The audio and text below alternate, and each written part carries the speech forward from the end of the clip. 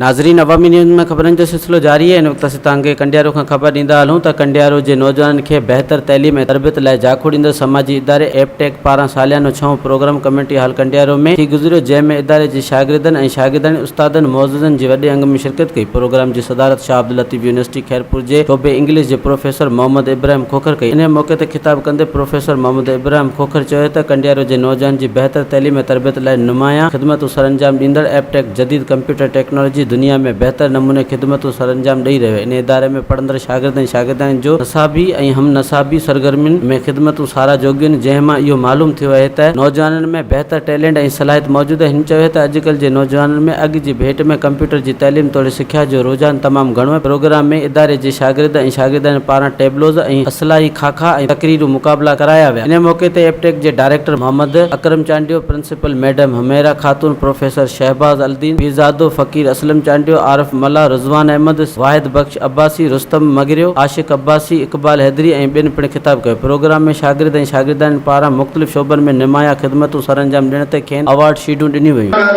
जो असांजो मिनिस्टर चए थो त कापी बंदि कराईंदासीं। What the hell is this? Being a minister, it is your responsibility that you might have carved it in the beginning. Copy थिए छो थी जेकर तुंहिंजी मौजूदगी में as a minister education copy थिए थी त you are responsible for this. ऐं तूं ॿारनि खे दड़का न ॾे, तूं उस्तादनि खे दड़का न ॾे, तूं पंहिंजी नाकामी खे तस्लीम करे इस्तीफ़ा ॾे त तोखां कापी बंदि नथी थी सघे। कापी बंदि कराइण is the responsibility of the state. ऐं असां सभु पढ़ियल लिखियल माण्हू वेठा आहियूं, we all are literate and we know very well that we initiated and can never be obliterated from the annals of time. Past memories blown out, fade away like summer clouds.